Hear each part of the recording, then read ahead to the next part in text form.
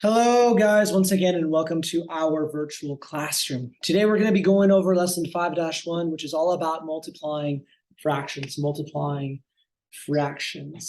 And so before we begin with the actual notes, I do want to address something that is completely relevant. And that is really answering the question that I have right here on the quick write. What typically happens to a number when it is multiplied? Think about this. What typically happens to a number when it is multiplied? Now, in my experience, what most people will say is, well, when you multiply a number, it typically gets bigger. And that is what we've seen maybe so far. For example, consider the number 12. Okay, what happens when we multiply 12 by anything? Let's say you multiply 12 times 2, for example. That gives us 24. So in this case, you might think, see, when we multiply a number, it gets bigger. So yes, 24, the product is indeed greater than what I started with, 12. However, ladies and gentlemen, let's see if we can think of a non-example, meaning an example that breaks this mold. Well, an easy one would be something like 12 times 1, right? Because when I multiply by 1, doesn't that give me 12? And ladies and gentlemen, is 12 greater than 12? No.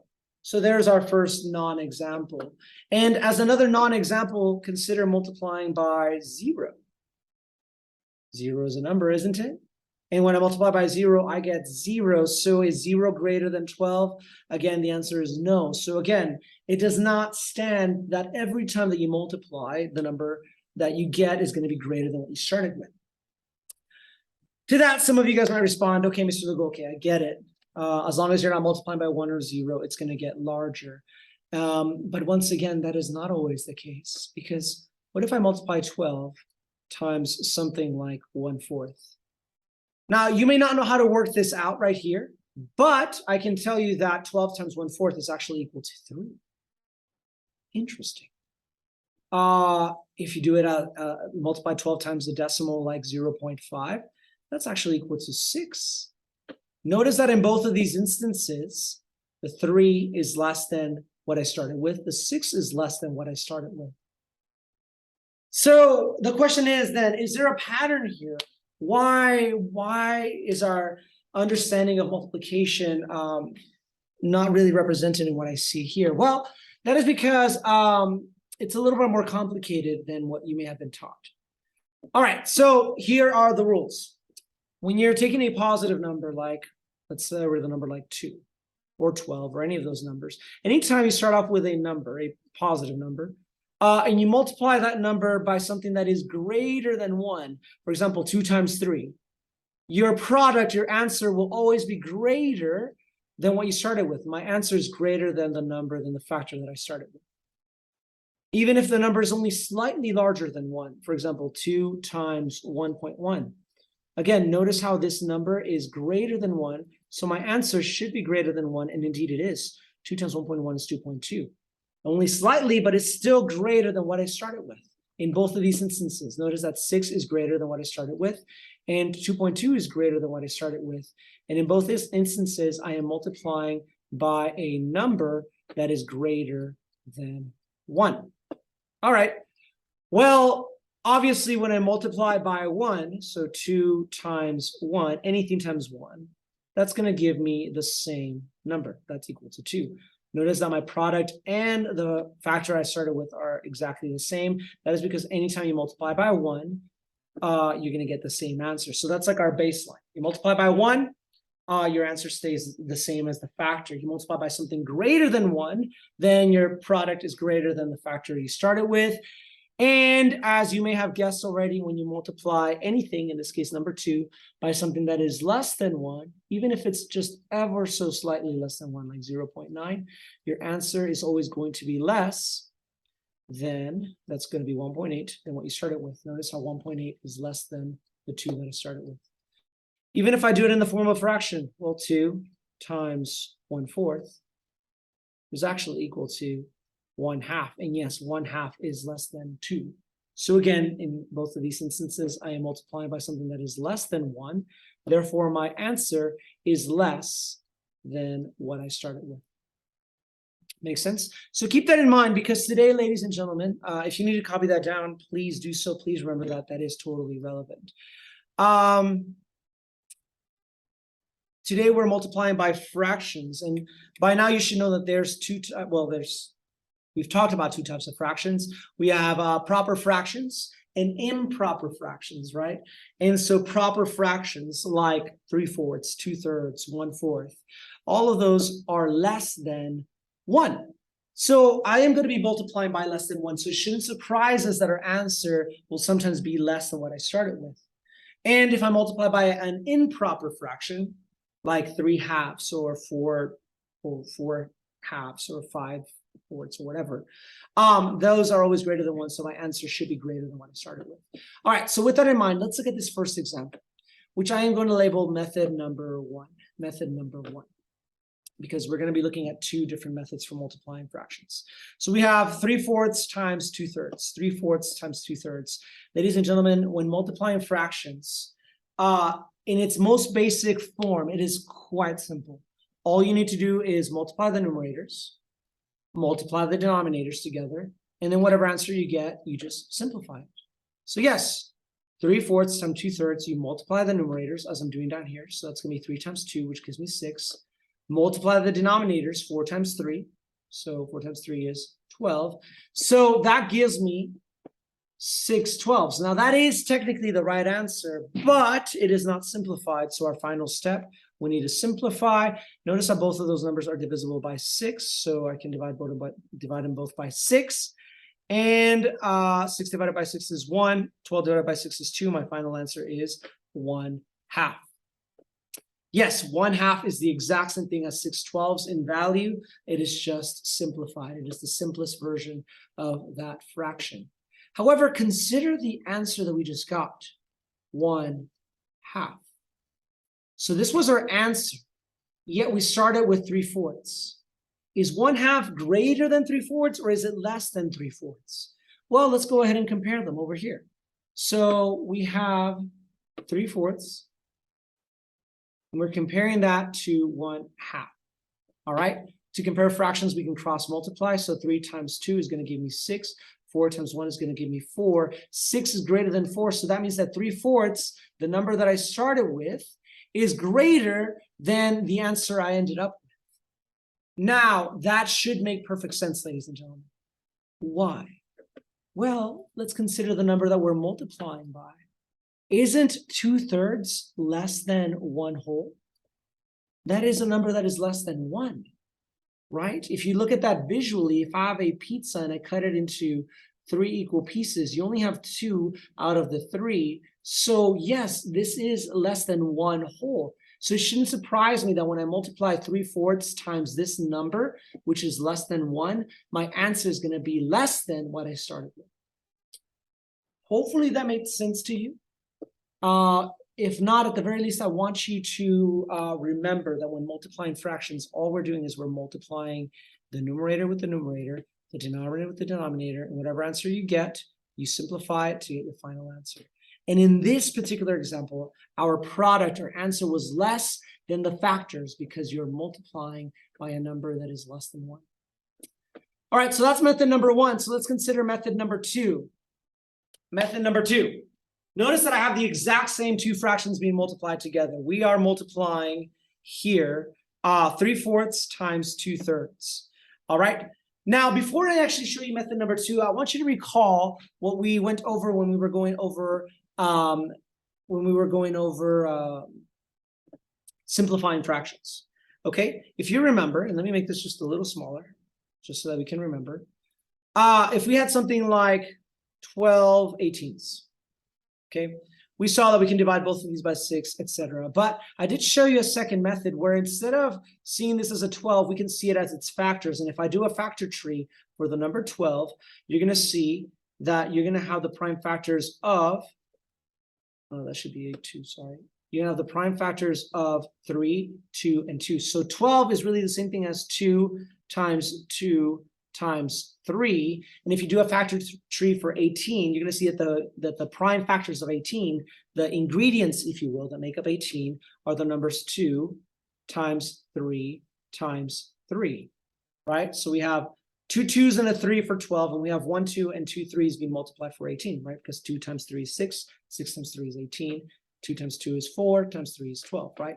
So if you recall, ladies and gentlemen, we said that whenever you have a common number on the numerator and in the denominator, you're able to cancel them, right? Making these into ones. So here we have 2s that are in common. And not only that, but we also have a 3 that is in common. So we're going to cancel those out. And the question is, what do we have left over? Well, we have a 2 and a 3. So the final answer, or the simplified version, would be 2/3. Again, whenever we would consider the numerators and the denominators, whenever we're multiplying, if you have the same factor in the numerator and the denominator, we're able to cancel those out. And at the very end, whatever's left over was our final answer. Ladies and gentlemen, when multiplying fractions, it is the exact same process, the exact same logic. Consider this. Consider that if I have 3/4 times 2/3, if I think of this as one big fraction, really I am multiplying 3 times 2 in the numerators, and I'm multiplying 4 times 3 in the denominators, right? That's exactly what I'm showing you over here. And think about it. Do we have anything in common between the numerators and denominators? Well, yes, obviously we have a 3 in the numerator and a 3 in the denominator. So just as we did before, we can cancel those out, right? So right here is more obvious. Here's the 3s, same exact thing as what I have over here.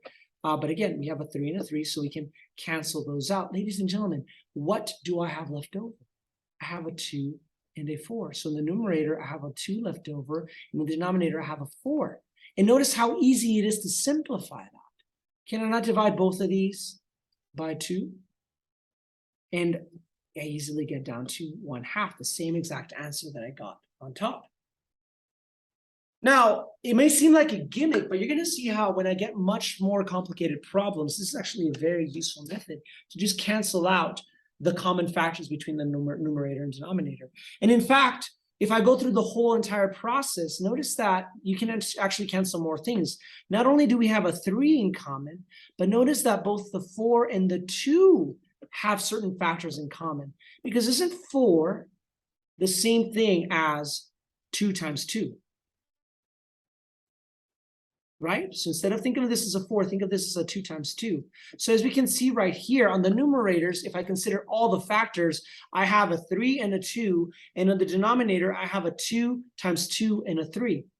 This is my 4, isn't it? My 4 is the same thing as 2 times 2.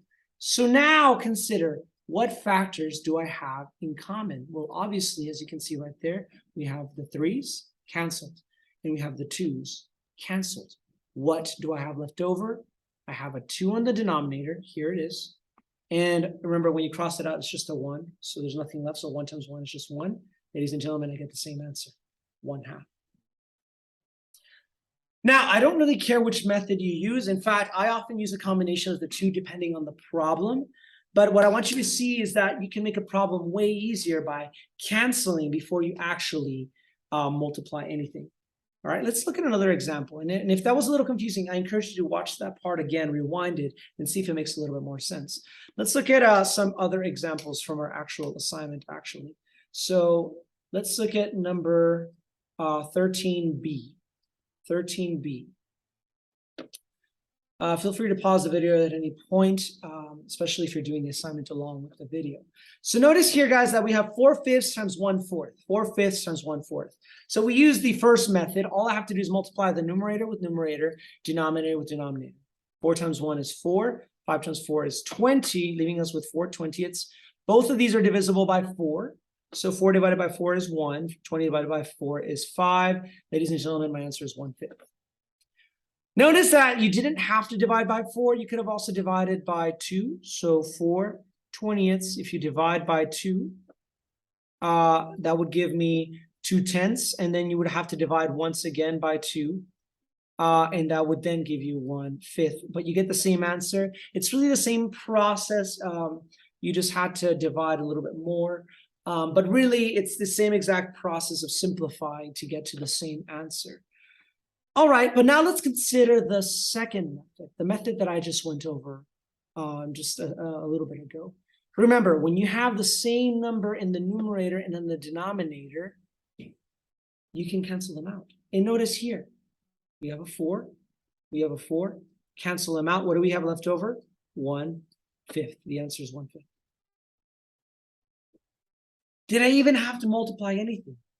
Not really, right? And I didn't have to divide, obviously. Here, let me slow it down a little bit. So really, notice how right here, if I think of these as one fraction, as I'm doing right here, on the numerators, I have a 4 times 1. That's what I'm showing you right here, 4 times 1. And in the denominator, I have a 5 times 4. Notice, what do we have in common in the numerator and in the denominator? We have those 4s, right? So I cancel those out.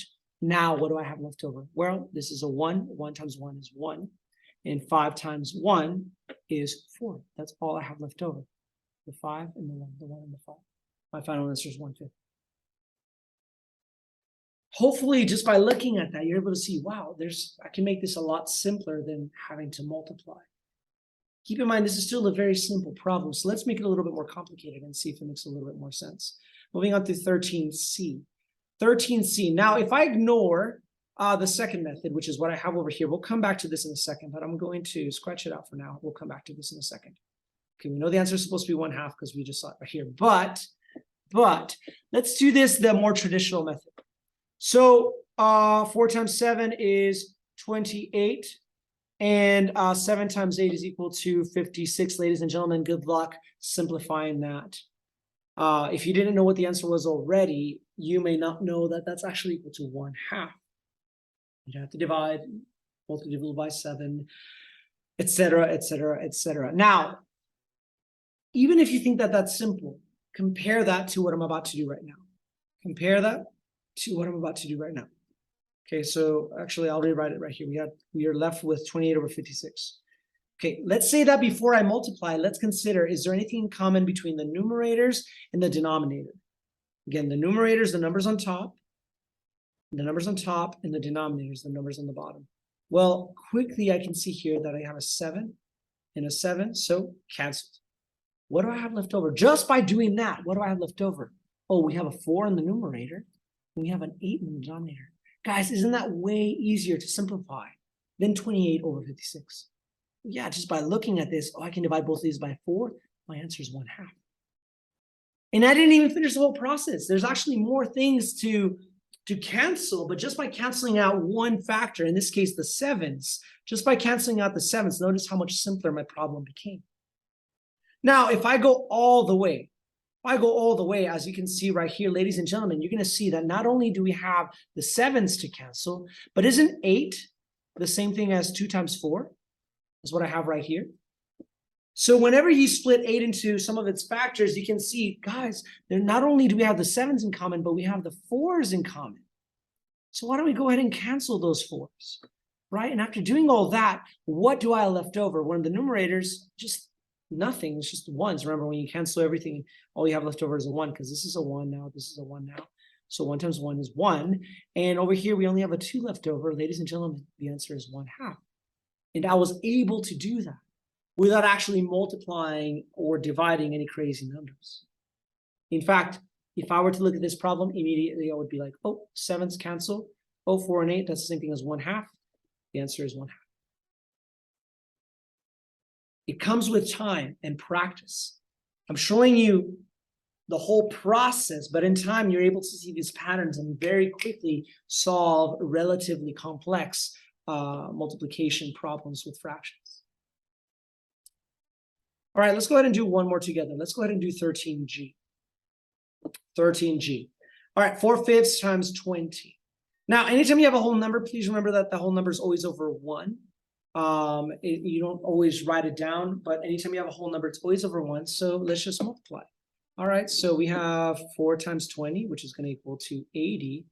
And we have 5 times 1, which is equal to 5. 80 over 5, you simplify that, and eventually you get your answer. Or, ladies and gentlemen, so again, our answer was 80 over 5. So why don't we simplify before we multiply?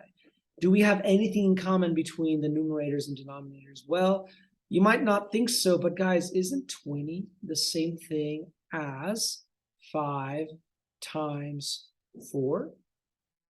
So if you think of it that way, then really on the numerators, I have a 4, a 5, and a 4, and in the denominators, I have a 5. Is there anything in common between the numerators and denominators? Well, yes, I have a 5 in the numerator and 5 in the denominator. Cancel that. Now, some people would think, well, I can also cancel the 4s, right? No. The 4s are both in the numerator. The only time you can cancel is when you have the same number in the numerator and in the denominator. That's when you can pair them up. So here, what's left over? 4 and 4. So this is multiplication. 4 times 4 is equal to 16. On the denominator, we have a 1. 16 over 1, guys, that is the same thing as just saying 16. This is what you would type in, 16. Now, obviously, we're going to be doing more of this, but hopefully you found this video helpful. It is getting a little bit longer, but again, hopefully this gave you a little bit more understanding of how to do these problems. So with that in mind, ladies and gentlemen, I will see you next time.